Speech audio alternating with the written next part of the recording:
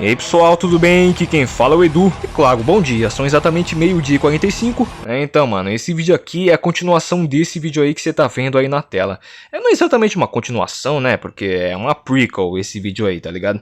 Mas pra quem acompanha o canal do Yoshi-san sabe que isso é normal, né? Eu lanço uma HQ agora e só lanço a continuação ano que vem. E seguindo essa lógica, né, a continuação de Crossed Wish You Were Here só vai sair quando o GTA 6 for lançado. Vai se fuder, o seu filho da puta. E é isso aí, mano. Eu escrevi um livro aí, é de super-heróis, tá aqui embaixo na descrição. E tô escrevendo um novo aí, hein. Em breve eu vou lançar e vou contar pra vocês. Que esperta aí, mano. Yoshi-san vai fazer sucesso, não direi nada, mas darei sinais, hein. –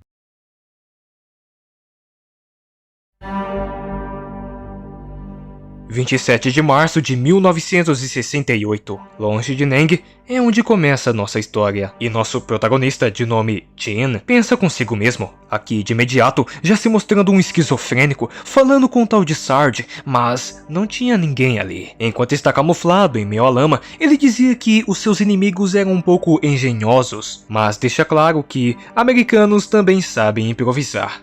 De repente ele dava um tiro de bazuca no elefante tadinho dele e leva alguns Vietcongues de Vasco. Numa rapidez sobrenatural, ele corre e se enfia no meio deles, e com suas incríveis habilidades, ele leva todo mundo de Americanas. Após isso, ele liberta os soldados americanos feitos de prisioneiros, e depois disso, ele entrega armas e deixa claro que não consegue continuar sozinho, e deixa claro que se quiserem viver, vão ter que se juntar. Um pouco depois, os reforços Vietcongues chegam, e localizam um americano dando sopa, só que aí ele fala, vem, chega aí, chega aí. A união faz a força, e os americanos deitam todo mundo na bala. Só que o chefe dele sobrevive, e o Jin aponta a arma e tenta rendê-lo, só que do nada ele joga sua arma fora, aí ele praticamente dizia, aí, quem usa arma não se garante na faca. Jin entendia exatamente o que ele queria dizer, aceitando o desafio e indo na faca.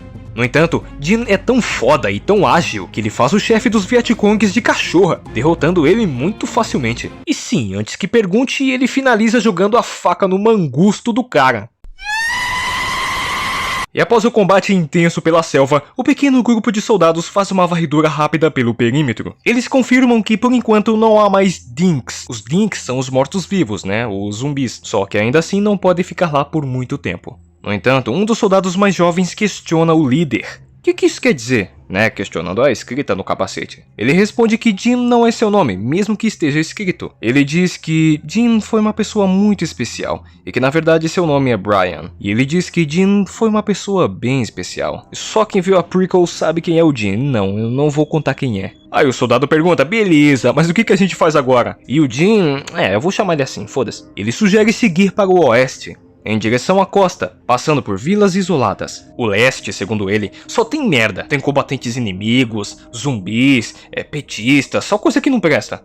A cena corta e estamos em uma vila isolada na selva. E lá vivia Manon, uma mulher estrangeira, Trang, um velho muito gente boa que cuidava de crianças em um orfanato. E lá é tudo muito feliz, tudo muito bacana, nem parece que tá rolando uma guerra que tá morrendo todo mundo. Ela demonstra gratidão, ela fala sobre a chuva que está chegando e diz que aquilo marca o fim de uma estação seca. Ela cuida das crianças como se fossem seus próprios filhos e insiste que todos se limpem e descansem. Enquanto a chuva cai, ela reza, ela agradece a Deus por proteger aquela pequena comunidade, por mantê-los escondidos do horror da guerra e também da maldição que fazem os mortos saírem de dentro de suas covas. No entanto, a paz é passageira. Um zumbi surge entre as árvores, apenas imóvel e observador. Ele não ataca, apenas observa. E longe da vila, o nosso mascarado segue sozinho. Ele caminha sob a chuva, exausto, respirando com dificuldade. Ele murmura para si mesmo, dizendo que está cansado, que sente que está se destruindo pouco a pouco. E de repente, no entanto, ele é atacado por cães selvagens e famintos. E ele se defende e saca sua faca, mas durante o combate, ele reflete que aquelas criaturas seguem os mortos, porque os mortos não atacam animais, eles apenas se alimentam das sobras, olha só que coisa. E é exatamente isso que está acontecendo. E eu tô tomando um café agora e ele tá muito doce. O que foi que eu fiz com a minha vida, cara? E neste momento, o nosso Jungle Jin pega sua máscara e seu capacete. Ele conclui que, em número, eles são mortais, especialmente se você não estiver preparado. No entanto, ele estava. E enquanto disparava contra eles, ele pensava: eu sou o que o meu governo me fez. A peste bubônica, os 4 cavaleiros do apocalipse. Eu sou o Jack o Estripador com uma M16. O que tem a ver uma coisa com a outra? Eu não sei, mas só maneiro. E no meio da chuva ele vai na faca com todo mundo e mata todo mundo. Esse cara é muito foda. Ele vai lá, ele dá facada, ele é mordido, mas não importa, porque ele tá protegido. Ele vai na pistola e depois para 12. E assim ele acaba com todo mundo. Esse caba é brabo. Momentos depois, o nosso Jungle Jim, observando o mapa, marcava um ponto específico. Dianuak, sei lá como que se lê isso aí. O que importa é que ele descreve isso aí como o buraco do inferno. Ele comenta que, pelo nome, aquilo já diz tudo, mas, mesmo assim, decide investigar no dia seguinte. E a última cena é o zumbizão já querendo partir pra cima da Manon. O que esse safadão vai fazer? Confira agora no Globo Repórter.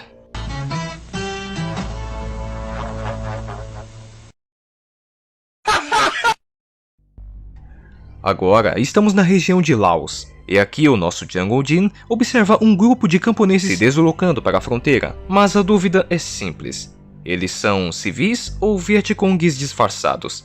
No entanto, ele dizia para si mesmo que não parecem ser Vietcongues. Ele dizia que já matou gente demais. E que essas pessoas sejam apenas civis comuns presos no inferno da guerra. E daí ele pensa, vou matar ninguém não, deixa eles quietos. Se fosse só isso tava bom, né? Entretanto, vemos aquele morto-vivo do capítulo anterior atacando a Manon. No entanto, o velho, o Trung, salva ela descendo a tocha no bicho.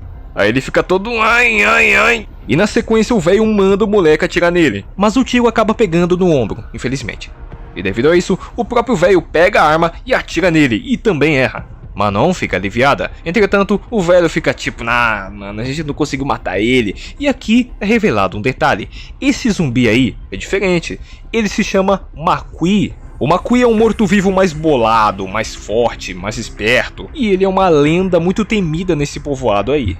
E o velho complementa dizendo que o Makui é bem vingativo, e ele vai voltar. Aí me desculpa aí pela qualidade do quadro, mas não tem jeito, vai ficar assim. Mas contextualizando, basicamente a Força Aérea recebe ordens para despejar toneladas de bombas na área. Até porque é a Guerra do Vietnã. Eles realmente bombardeiam tudo e quem tava nesse meio, o nosso Jungle Jim. Ele tenta ajudar, não dá certo e só consegue salvar uma criança que estava com sua avó. Todo mundo vai de comes e bebes, mas pelo menos ele salvou um. Só que nisso a menina fica assustada. É o Makui. E pra acalmá-la, ele tira sua máscara e fala, não, eu sou humano, tá de boa. Ela faz até uma referência, nossa, você é um G.I. Joe, na língua dela, né? Aí pra fazer a alegria dela, ele fala que sim, é um G.I. Joe. E mais, dá um chocolate pra ela que deixa ela, já recupera a felicidade da vida, já supera os problemas. Nem parece que a avó acabou de tomar B4 na cara. Enfim, ele adota ela e começa a contar a história do Jungle Jim, o soldado muito foda, matador de zumbi, que isso e aquilo. E detalhe que ele tá falando inglês, ela não fala inglês, então ela tá escutando, não tá entendendo nada. E claro, aparece uma zumbizada aí pra atrapalhar o rolê. E o cabo é bom, mesmo tendo que cuidar de uma criança que não entende ele consegue dar cabo. Então ele ia lá, levava ela pro topo de uma árvore e deixava ela segura. Só que do nada brotava um tigre de bengala, eu suponho. E ele vai atacar o protagonista? Vai atacar a menina? Não, ele vai ajudar o protagonista. E é isso mesmo que acontece, ele vai lá e senta porrada nos zumbis. E você fique quieto, não questione. E na vila as coisas não estavam bonitas não, porque eles escutam um tiro. E quando a Manon e o Trang saem para ver o que está acontecendo, eles se deparam com alguns Vietcongues exigindo 2 crianças. Usando os demônios da selva, os zumbis, literalmente como se fossem armas psicológicas. Ou seja, toda essa merda aí na selva não começou por acaso. E após todos os zumbis serem dizimados, o nosso Jungle Jim fala que foi cercado por dezenas de mortos-vivos e que as coisas ficaram bem feias. Mas o tigre apareceu na hora certa, e o que isso significa? Basicamente que o nosso Jungle Jim convive com aquela selva há muito tempo, ele entende como ela funciona, e o tigre não é domesticado, mas age como se reconhecesse Jim como parte daquele ecossistema, e ele até fala: tudo vai tentar te matar na selva. Depois de aparecer do nada, ele vai embora sem mais nem menos. Essa é a explicação do porquê que o maior predador da Ásia não atacou ele.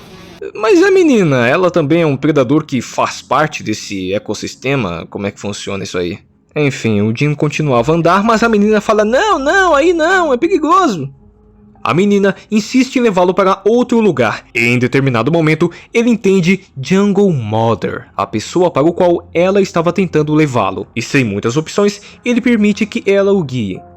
E nos é revelado que a tal Jungle Mother é a Manon, uma mulher americana que se dispõe a ajudar crianças refugiadas da guerra. Ela está lá desde 1959 e acredita que está ali por fé, ajudando inocentes em meio ao caos. Porém, no atual momento, as coisas não estão muito boas. Ao sair, ela se depara novamente com os soldados armados. Eles capturam a todos, amarram alguns, riem e zombam. Parecem milicianos ou soldados fora de controle. Bom, independente do que sejam, eles são uns merdas e estão usando zumbis como armas. Em certo momento, um garoto e uma menina iriam ser jogadas aos mortos-vivos e ela, putaça, parte pra cima. Um cabo até tira sarro dela. Você não é nada não, você não é de nada. E toma-lhe um arranhão no meio da cara. E ele, putaço, dava uma coronhada na cara dela.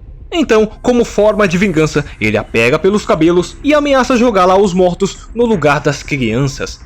Mas bem na hora, uma horda de infectados surgia, obrigando os homens a mudar o foco. Manon aproveita e consegue fugir. No entanto, ela se depara com um homem. Ou melhor, era o que parecia. Era na verdade o McQueen, um morto-vivo inteligente, mais forte e comandando aquela horda. Detalhe que ele veste um uniforme militar americano e carregando o infectado que estava só o cotoco, ele o arremessa até um homem que tomava-lhe uma boa mordida. E no meio da confusão, Manon era pega e mordida pelo próprio McQueen. E quando não havia mais esperança, o nosso herói Jungle Jin aparecia, descendo um sarrafo nos infectados. E o cara é tão foda que ele fez o McQueen sair correndo dali, mano. E neste momento, Manon aproveitava e estancava a sua ferida com fogo. Assim, finalmente, Jungle Jin a resgata. Isso tudo que você viu foi um flashback. E agora, estamos no presente. Todo mundo estava sendo tratado e estava tudo bem por enquanto. É nesse momento que Manon explicava para nosso protagonista o que aconteceu. Ela explicava que aquele morto-vivo era diferente. Ele usava um uniforme militar americano e no peito estava escrito Asher.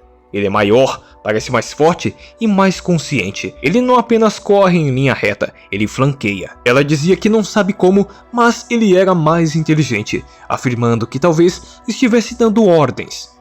Manon também revela que é a segunda vez que se depara com ele, dizendo que sentiu seu corpo extremamente frio e durante a luta conseguiu arrancar parte do uniforme dele. E depois disso, ela diz que não se lembra muito do que aconteceu. Então, o nosso Jungle Jin percebe que aquele infectado inteligente que estão enfrentando pode ser alguém chamado Jin Asher. Além disso, ela também revela que foi mordida durante o ataque. Ela foi infectada, ela sabe disso, mas não quer deixar de ajudar as crianças. Um dos rapazes na sala diziam que precisam ir atrás dos homens que sequestraram as crianças da vila, e Manon pedia para que ele encontrasse os responsáveis e salvasse as crianças. Jin decide ajudar, prometendo a ela que vai atrás deles. E assim que saíam, eles interagem com as crianças como se nada tivesse acontecido, acalmando a situação para os pequenos. Ele até reconhece a bondade dela, se impressionando com tamanha bondade e fé de Manon. Ele até se despede da menina, dizendo que vai ali resolver os negócios, mas vai voltar. Já estava tudo pronto, mas antes de ir, Manon pergunta: por que da máscara? Por que colocá-la o tempo todo? O que ela significava? Ele responde que colocando essa máscara, ele sente menos medo e sente mais foco. Ele se sentia outra pessoa, um super soldado, cheio de coragem, força e determinação, dizendo que sem ela, ele não é nada, afirmando que é um homem comum sem essa máscara. Ele a usa em homenagem ao soldado que salvou a sua vida, um homem cheio de esperança e muito corajoso. Manon lamenta por sua perda, mas ele dizia que isso é guerra. Por fim, ele teoriza que esse infectado talvez seja um americano chamado Jin Asher, um amigo de um companheiro seu, e ele quer encontrá-lo, para enfim acabar com tudo isso de vez. E após eliminar os infectados usados pelos soldados, ele parte junto ao rapaz que se voluntariou. 4 horas depois, Jin e o rapaz encontram o acampamento dos homens que sequestraram as crianças. Eles se aproximam e o rapaz comenta que Jin caça aqueles homens como se fossem animais, e Jin responde que também caça o americano morto da mesma forma. Ele responde que também o caça pela Manon e mostrava o pedaço do uniforme dele. Jin ficava impressionado, tipo, puta merda, onde é que você conseguiu isso aí? E ele responde que achou no local onde a Manon foi atacada, confirmando para Jin que de fato estão caçando ele. A cena corta então para os sequestradores. O comandante dizia para que falasse inglês de propósito, porque a maioria dos soldados não entende o idioma. Assim, evitam que os outros saibam exatamente do que estão falando. No entanto, o soldado questiona por que estão tão perto do acampamento do inimigo, ao invés de usar a escuridão para se aproximar com vantagem. E ele responde o seguinte: eu sei o que tem ali, e eu não quero me arriscar. O comandante explicava que naquela região um vilarejo inteiro desapareceu. Os moradores estavam fugindo deles. O líder da aldeia se recusou a entregar os jovens, mesmo sob ameaça. E, em vez disso, levou as pessoas para aquele vale, tentando escondê-las na selva. O soldado então pergunta: você tem medo dos fantasmas? Ele responde que teme algo diferente. Ele diz que nunca teve esse tipo de medo antes. Medo de mortos-vivos. E eles estavam esperando pelo momento certo, na espreita na selva, só aguardando. De cabeça baixa, Manon cava um buraco no quintal, enquanto Trank, parcialmente recuperado, se aproxima dela. Ele pergunta das crianças, mas ela responde que estão na sala estudando. Ele percebe que alguma coisa está errada. Ela estava cavando a sua própria cova, e já sabendo disso, o velho Trank se prepara. A infecção agora se prova óbvia e já estava num estado muito avançado. Enquanto Manon ainda preserva sua humanidade, ela começa a rezar o Pai Nosso. Trang não tem coragem de puxar o gatilho, o que faz com que ela ande até o galinheiro. A cena corta e vemos aqui o nosso Jin sentado em um bar. Ele parece confuso e diz que não se lembra de ter pedido uma bebida, mas o atendente fala que sim, foi ele que pediu. A criatura fala com ele como se o conhecesse muito bem e pergunta se ele está perdendo o estômago para aquilo. Jin se assusta, dizendo que isso é impossível porque ele viu ele morrer, enquanto o morto-vivo ria e bebia uma cachaçinha. E do nada aparecia a Manon e por algum motivo o rapaz que estava acompanhando ele. E a Manon chegava nele com uns papos tortos. E você não quer relaxar comigo não? E ele, não, sai daqui pô, conta promiscuidade. É aí que então o morto-vivo joga a máscara que gruda nele igual o Venom. No entanto, era um pesadelo, e o Jin já acordava com a faca na mão, quase matando o seu parceiro. Ele volta à realidade falando: caramba mano, o que eu fiz, velho? Desculpa aí, eu tive um pesadelo aqui. Mas esquecendo isso, ele já lança braba. Só que aí, o rapaz já lança braba. Beleza, mas o seu plano de colocar as minas dos Vietcongs contra eles mesmos funcionou, mano, tá funcionando. Mas ele nega, falando que eu não fiz isso aí não, mano.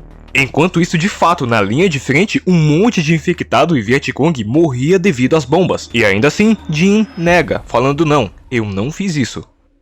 Partindo para o combate, o garoto dizia a Jin: é agora ou nunca. Jin tenta se convencer que aquilo tudo é um pesadelo. Ele diz que a máscara é só proteção, uma armadura contra mordidas, mas no fundo se pergunta se realmente está enlouquecendo. Enquanto os Vietcongs lutam contra os mortos-vivos, Jin surge em meio à confusão, atirando e cortando com a sua faca. Ele encara os inimigos e ironiza: olá, Charlie, usando um termo comum para os Vietcongs. E após a invasão bem bruta, eles finalmente acham as crianças, e com isso, Jin manda ele ir na frente, enquanto lhe dava cobertura. No entanto, não demora muito para os Vietcongs o cercarem.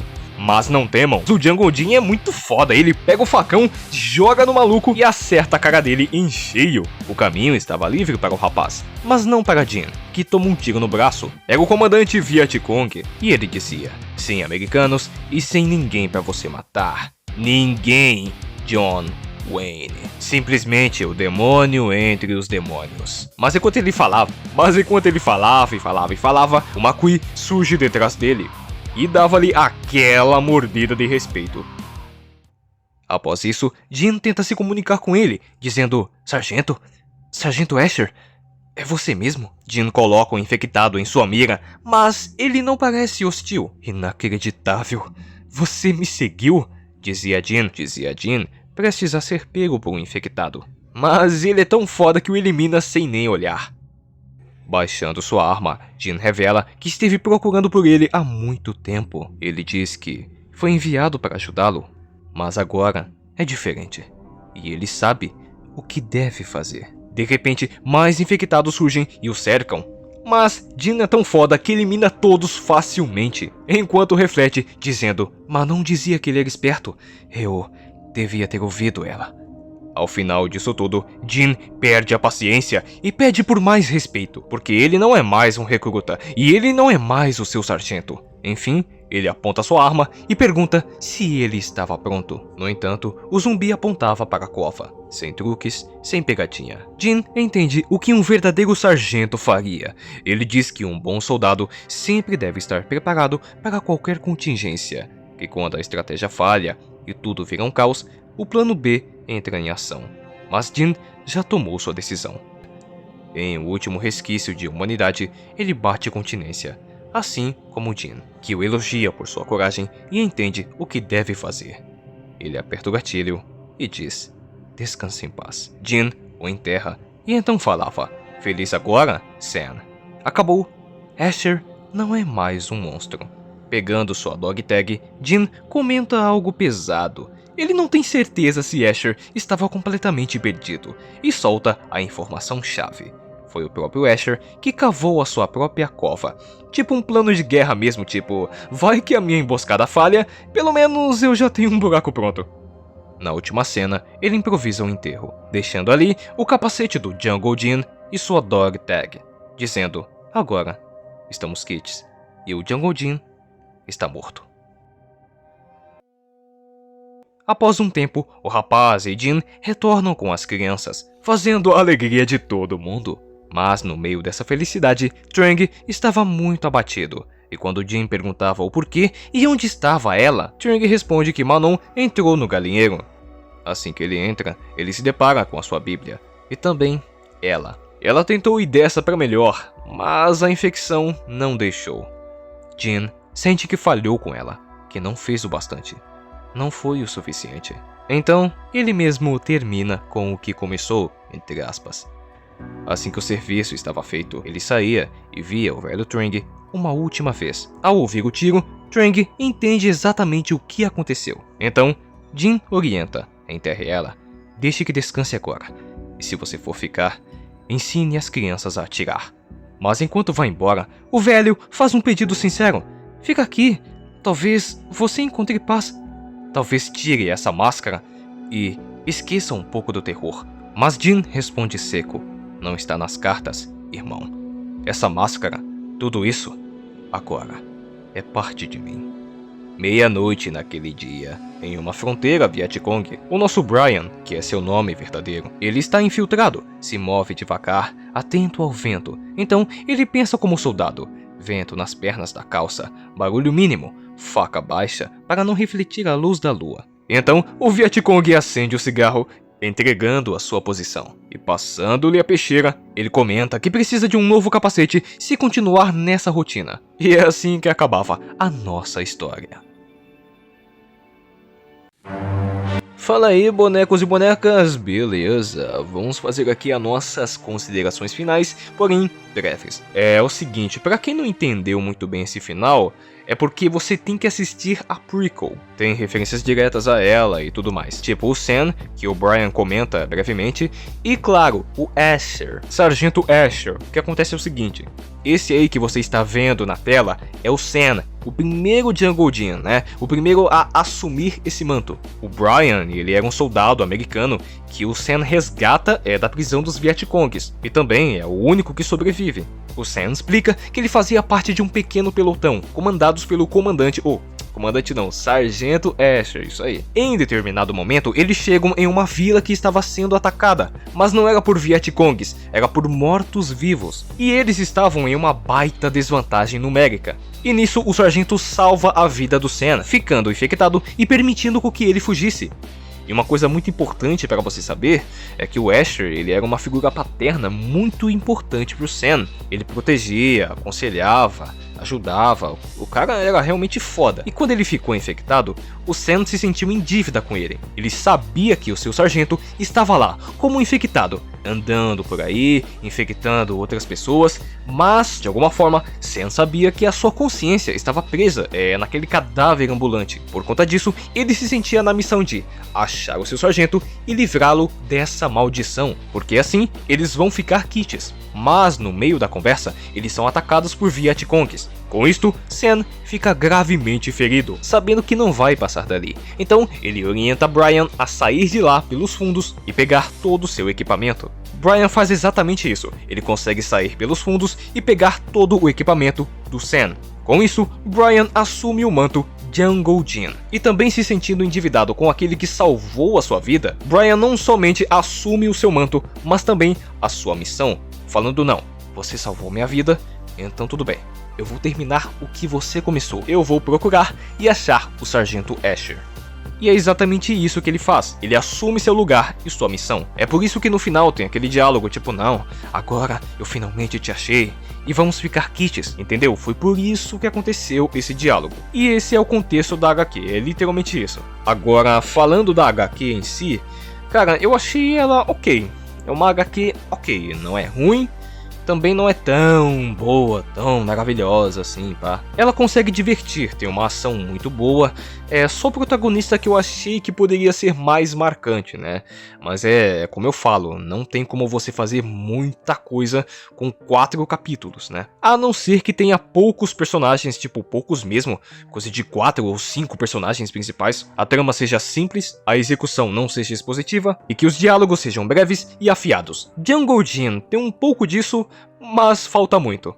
Eu acho que essa parte do manto podia ser mais explorada, sabe? Tipo, mais sobrenatural, mais simbólico, tivesse um significado mais forte mesmo, sabe? Mas tirando isso é legal, é ok. Pra 68 Jungle Jin, eu dou um 7. Legal, ok. Ação divertida, universo interessante, ambientação e contexto bacana, mas precisa de mais exploração dos infectados, maior ameaça, expansão da mitologia, mais desenvolvimento do protagonista, fortalecer mais o que significa o Jungle Jin, fortalecer essa imagem mesmo, sabe? Tipo, literalmente abraçar a ideia. Tirando a máscara, ele é um homem completamente comum. Ele fala de um jeito e age de um jeito. Colocando a máscara, ele vira outra coisa. Um super soldado, não sente medo. Ele fala e age de outro jeito. Uma segunda personalidade, praticamente. Eu acho que poderia ser mais interessante, mas é minha opinião, ok? Mas enfim. Deixa aqui nos comentários o que você achou sobre essa HQ. E mano, eu tô com muitas ideias bacanas do que trazer futuramente pro canal. Eu tô com umas HQs bizarras, bem bizarras mesmo, anotadas aqui no meu bloquinho de notas. E alguns mangás também, cara. Então é isso aí, velho. Em breve vai ter mais vídeos aqui, ok? Vou voltar com Wish You Were Here, tá bom? Vou postar primeiramente para os membros. Ah, mas Viance, você fica colocando só para os membros e não para o público. Calma, você sabe muito bem que eu posto para os membros primeiramente, vou acumulando, junto tudo e jogo tudo para o público. Beleza? É só acesso antecipado, só isso. Se me acompanha, pô, você sabe como é que funciona. Mas é isso aí, mano. Eu sou Yoshi, vou ficando por aqui. E até o próximo vídeo. Quer ouvir uma verdade dura? Ninguém ilumina o outro sem antes acender sua própria chama. É doce querer iluminar o mundo. Mas você já acendeu a tua própria luz? Lembro-me sempre de uma frase que ouvi em uma música. Sonho imundo, só água na geladeira e eu querendo salvar o mundo. Não adianta tentar salvar o mundo se seus passos caminham à perdição, meu amigo. Ninguém ilumina o outro sem antes acender sua própria chama. Luz emprestada não dura. O cuidado verdadeiro não nasce do abandono de si mesmo. Acender a própria chama perfaz autoconhecimento empírico. O que seria isso? Você me pergunta. Isso é conhecimento de prática. Como diria Guimarães Rosa, é a vida na cauda da palavra. É saber dizer não, saber cortar excessos, saber ficar sozinho por um tempo, encarando o silêncio que já ensurdeceu, respondendo às perguntas que você evitou a vida inteira. Não é egoísmo, é responsabilidade. Quem não se sustenta por dentro vira peso quando tenta sustentar os outros. Mas quando a chama acende, ela não grita, ela não se impõe, ela apenas existe, firme, quente, real, E então, sem esforço, sem discurso, sem salvacionismo, sua luz alcança, aquece e inspira outros a acenderem as próprias velas. Cuide da sua chama, jovem anjo. O mundo não precisa do seu sacrifício, precisa da sua luz em sua forma mais altaneira. E ela está aí, mesmo estando ofuscada. Responde uma perguntinha rápida. Já parou para pensar que a pessoa que realmente precisa de luz pode ser você mesmo?